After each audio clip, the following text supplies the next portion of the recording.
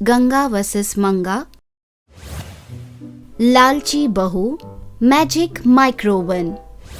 एक दिन मंगा चूल्हे पर खाना रखकर जाकर टीवी पर सीरियल देख रही थी। सीरियल देखते देखते उसने चूल्हे पर खाना जलने पर भी ध्यान नहीं दिया। चूल्हे पर खाना जलता देख गंगा वहाँ दौड़ती हुई चली आई। ये क्या, खाना जलकर इतनी बदबू आ रही है और तुम सीरियल देख रही हो? क्या तुम इस दुनिया में हो?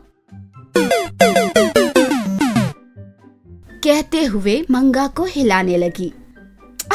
ठहरो सासू माँ, ये सीरियल बहुत इंटरेस्टिंग है। 6 महीनों से देख रही हूँ। ये औरत जाकर दरवाजा खोलेगी या नहीं, ये मुझे देखना है। ये सुनकर गंगा ने कहा, ठीक है, ये सब तो चलता रहेगा, लेकिन खाने का क्या? यही तो परेशानी है सासू माँ।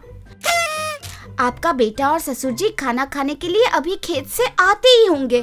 तुम्हारे ससुर का तो पता नहीं, पर मेरा बेटा भूख लगने पर रुकने वाला नहीं है। हो, अब क्या करना है मुझे अच्छे से पता है। कहते हुए अपने पुराने बक्से से एक माइक्रो ओवन लेकर आती है। ये देखकर मंगा चौंक जाती है। उतने में ही खेत से रवि और उनके ससुर जी लौट आते हैं। अरे मुझे बहुत भूख लग रही है, जल्दी से खाना दे दो। अगर हम इस माइक्रो ओवन में खाना पकाएंगे फिर भी इसे पकने में 10 मिनट लगेंगे। अब क्या करेंगे? कहकर परेशान होने लगी। देखो, तुम परेशान मत हो, ये जादुई माइक्रो ओवन है।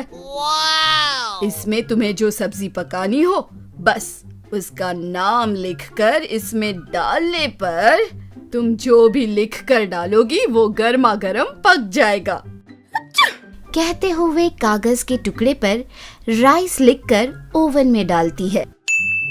इतने में ही ओवन खोलने पर गरम खाना तैयार हो गया। इसी तरह बाकी चीजें भी नाम लिखकर डालने पर पककर बाहर तैयार आती है। सासू माँ, आप मुझे ये माइक्रो ओवन तोहफे में दे दो ना। तुम्हें अगर मैं ये दूंगी तो तुम तो मेरे लिए ही बड़ी परेशानी बन जाओगी। इसे तुम्हें देने पर तुम इस घर में चूल्हे को जलने ही नहीं दोगी। सुनिए ना सासू माँ, कसम खाकर कहती हूँ, सिर्फ रविवार को ही कुछ स्पेशल बनाने के लिए इसे इस्तेमाल करूंगी। इसे दे दो ना, कहकर विनती करने लगती है।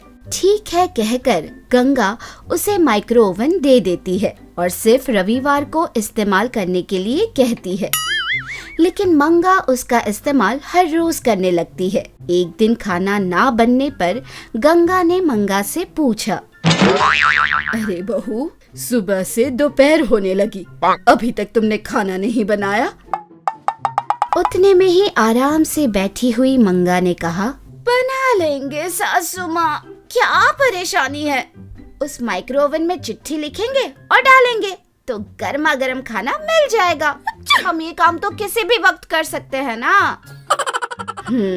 तुम्हें अब कुछ नहीं महसूस होगा, कहते हुए चली जाती है। सभी लोग खाना खाने बैठ जाते हैं। मंगा उस माइक्रो ओवन में हैदराबादी दम बिरयानी कहकर एक चिट्ठी पर लिखकर डाल देती है, लेकिन ओवन में से कुछ भी बाहर नहीं आता। तभी उसका पति कहता है, खाने के लिए बैठकर 10 मिनट हो गए हैं, आज खाना खिलाओगी या नहीं? मंगा परेशान हो जाती है। तभी गंगा हंसते हुए अंदर आती है। क्या हुआ, ओवन काम नहीं कर रहा है क्या? कैसे करेगा? उसने जो खाना दिया है उसमें अभी थोड़ा सा बाकी है। उस खाने के खत्म होने पर ही वो दूसरी नई चीज देगा, और अगर हम उस खाने को फेंक देंगे तो वो नाराज हो जाएगा और फिर कभी कोई भी चीज नहीं देगा। यह सुनकर मंगा को बहुत गुस्सा आता है।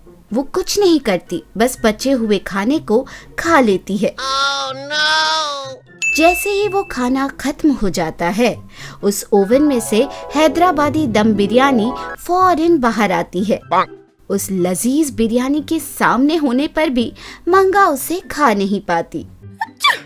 जब से उसे बचा हुआ खाना खाना पड़ता था, तब से वो माइक्रो ओवन में खाना बनाना छोड़ देती है। अब हर रोज YouTube पर नए नए खाना बनाने के तरीके देखकर, उससे पकाकर अब वो सबको परेशान करने लगती है। इसे ऐसे ही छोड़ दूंगी तो इस जन्म में ये अपने हाथों से खाना कभी नहीं बनाएगी। इसे किसी भी तरह से उस माइक्रो ओवन की दीवानगी छुड़ानी ही होगी। आज क्या बनाऊं? हर रोज बिरयानी वगैरह खाते खाते थक गई हूँ। आज कुछ नया और दूसरे देश का खाना ट्राई करेंगे। कहकर इंटरनेट में से किसी चाइनीज खाने का नाम लिखकर उस माइक्रो ओवन में डाल देती है। उतनी देर में ही टीवी पर चमगादड़ के बारे में न्यूज आती है। इसे देखकर मंगा चौंक जाती है।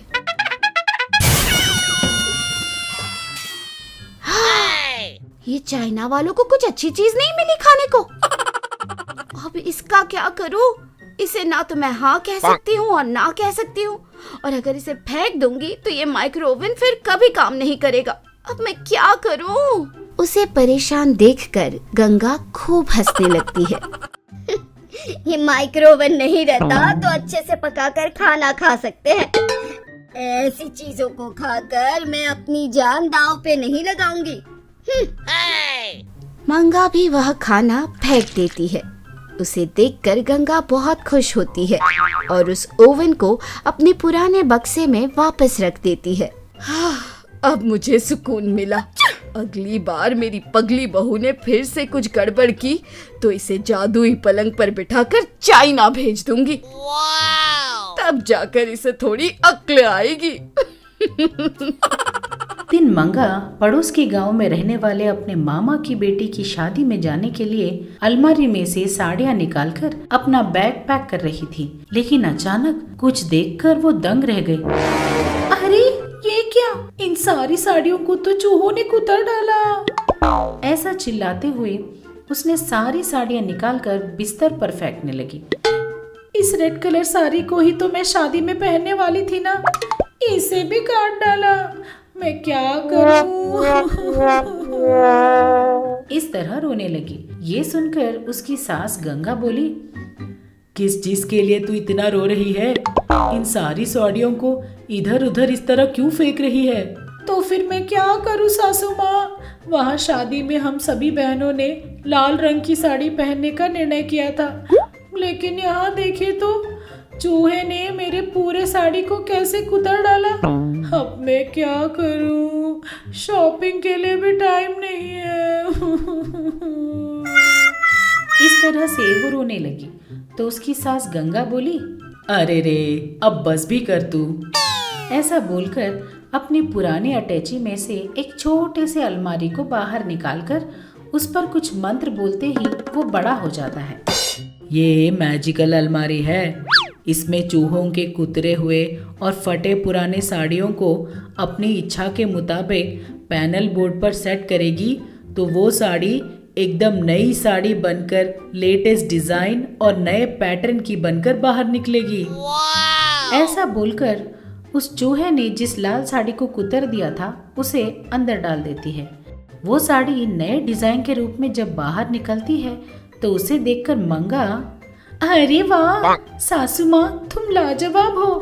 आप मुझे उस भगवान की दी गई मैजिकल सासू माँ हो। ऐसा बोलकर बहुत बहुत खुश होकर साड़ियों को लेकर शादी के लिए चली जाती है। 2 दिनों बाद मंगा जब शादी से वापस आई तो वो बड़ी खुशी से अपने सास से बोलती है, सासू माँ शादी में सब लोग मेरी साड़ी को ही देख रहे थे। उन सबको जवाब देते देते मेरे दिमाग में एक आइडिया आया है। क्या आइडिया आया है? हाँ, अगर बता दूंगी तो उसमें थ्रिल क्या रह जाएगा? बिना किसी गड़बड़ किए आपसे शाबाश नहीं बुलवाया तो मैं आपकी बहू नहीं, मंगा ने कहा। तो गंगा भी क्या करती, ठीक है, इस जमाने के बच्चे किसी की बात सुनते हैं क्या भला। इस तरह किसी तरह अपनी सास को मनाकर अगले दिन मंगा अपना भेष बदलकर गांव-गांव घूमते हुए, पुरानी साड़ी खरीदने वाले पुरानी साड़ी, चूहों के कुतरे हुए साड़ियों के बदले बड़े बड़े कढ़ाई मिलेंगे, सास बहू के झगड़े से फटे हुए साड़ियों के बदले बड़े बड़े बकेट मिलेंगे। नल का पानी भरते वक्त झगड़ा करने से फटी हुई साड़ियों के बदले नए मटके मिलेंगे। साड़ी खरीदने वाले। इस तरह घूमते हुए स्टील के सामान के बदले पुरानी साड़ियों को खरीदकर घर आकर उन्हें जादुई अलमारी में रखकर सेटिंग करके निकले हुए नए नए साड़ियों को घर के सामने ही एक दुकान खोलकर बेचने लगती है।